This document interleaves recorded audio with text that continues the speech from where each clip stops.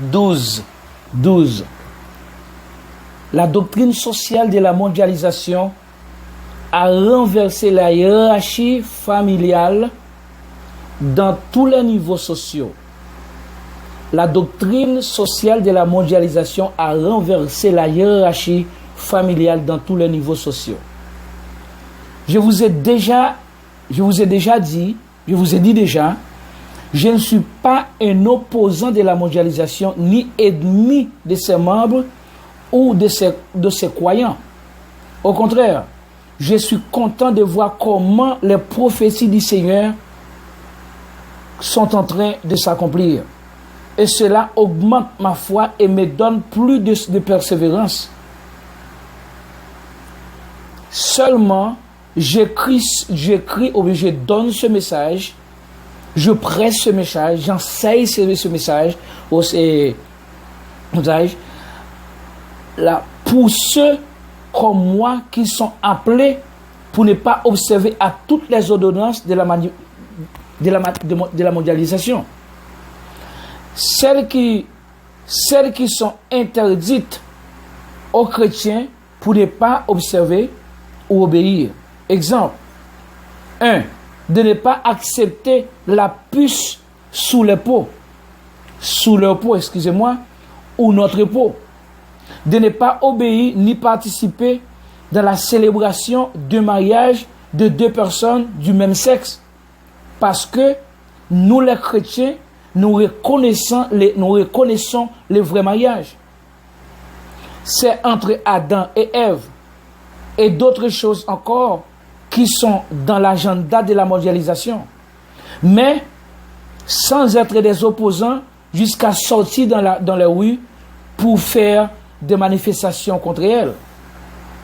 Au commencement, voici comment Dieu, socialement parlant, avait établi la hiérarchie familiale en commençant par la première famille de tous les temps, la famille d'Adam. Lisons ensemble, s'il vous plaît. Et l'homme donna des noms à tous les bétails, aux oiseaux du ciel et à tous les animaux des champs. Mais pour l'homme, il ne trouva point d'aide semblable à lui. Et Genèse 2, verset 20. Alors l'Éternel Dieu fit tomber un profond sommeil sur l'homme qui s'endormit. Il prit une de ses côtes et renferma la chair à sa place. L'Éternel Dieu forma une femme de la côte qu'il avait prise de l'homme. Il l'amena vers l'homme. Et l'homme dit: voici cette fois-ci celle qui est os de mes os et chair de ma chair. On l'appellera femme parce qu'elle a été prise de l'homme. Genèse 2. La femme est une aide à l'homme, ou pour l'homme, ou de l'homme. Quand on voit le mot aide, on voit aussi auxiliaire, assistant, adjoint, coadjuteur, collaborateur ou collaboratrice. Dieu a placé la femme dans la maison d'Adam comme un soulagement, un confort à Adam, pour aider Adam à réaliser ce qu'il ne pouvait faire lui seul. Maintenant, lisons dans le chapitre suivant, le chapitre 3 de la Genèse, verset 16. Il dit à la femme: j'augmenterai la souffrance de tes grossesses, tu enfanteras avec douleur, et tes désirs se porteront vers ton mari, mais il dominera sur toi. Cette loi universelle de la famille n'a jamais été changée, ni avant, ni après Jésus-Christ, le Messie. Beaucoup de prédicateurs de la mondialisation ont interprété ce verset selon leurs intérêts. Tes désirs se porteront vers ton mari. Le mot désir nous conduit sur le territoire des vocables suivants: aspiration, besoin, dessein, vœu, convoitise, envie, projet, etc. Selon le contexte il y avait un dialogue entre le serpent et la femme, en dehors de la présence de son mari, Adam. Le serpent donnait des informations à la femme au sujet de l'arbre de la connaissance du bien et du mal. Et elle obéissait à la voix du serpent sans avoir consulté d'abord son mari. Dans ce cas, le serpent a été devenu le premier professeur philosophique de la femme. Cette recommandation de Dieu à la femme n'était pas une recommandation de caractère sexuel, sinon c'est voie plus sociale que sexuelle. C'est pour cette raison, Dieu dit à la femme, tes désirs ou tes vœux, tes projets, ton aspiration, ton dessein, ta convoitise, se porteront vers ton mari. Quand on voit le verbe porter, on peut voir aussi dans la même page les verbes suivants. Transporter, reporter, apporter, présenter, conduire, s'orienter, etc. Dieu dit à la femme, à partir d'aujourd'hui, si tu veux savoir quelque chose, tu dois consulter d'abord ton mari. Si tu veux apprendre quelque chose, porte ce projet vers ton mari. C'est lui qui a le droit d'approuver ou non le projet. Tu vois ce que Dieu a fait?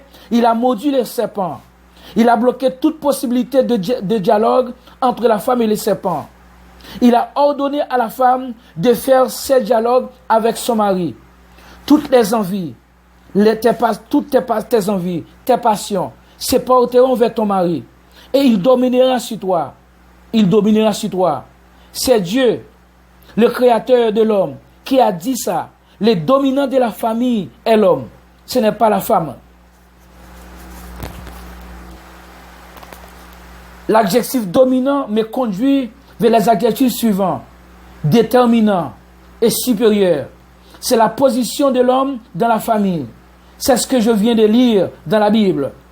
C'est la déclaration universelle de Dieu pour toutes les familles du monde. Que l'homme est le chef, le dominant, le déterminant de la femme et de la maison. Et la femme est l'auxiliaire, l'aide de l'homme et de la maison. L'autre nom de la femme est os de mes os et chair de ma chair. Dans ce cas, Dieu voulait dire à la femme, tu es os des os d'Adam. Il dominera sur ses propres os. Il prendra soin de tes projets, de ton dessein, de tes désirs. Cela veut dire qu'Adam allait prendre soin des projets de ses propres os et de sa propre chair. Car tu es os de ses os. Tu es une partie de son existence, de sa personne. Tu es l'un des organes principaux de ton mari. Le résultat d'une recherche biologique qu'on trouve chez l'adulte, 206 os. Tandis que chez beaucoup d'animaux, 272 os. Zo, ne me traitez pas comme stupide si je dirais que la femme était l'os qui était au milieu des os de l'homme. Ne dites pas que l'homme, ne dites pas que je suis hors du sujet si je dirais par logique, biologiquement parlant, comme chez l'homme on trouve 206 os, et avant cette recherche scientifique, Dieu avait déjà pris l'un des os d'Adam. Cela signifie qu'Adam avait 207 os. Cela explique que la femme était au milieu ou au centre. 103 os à gauche et 103 à sa droite. Ma logique vient du résultat scientifique approuvé.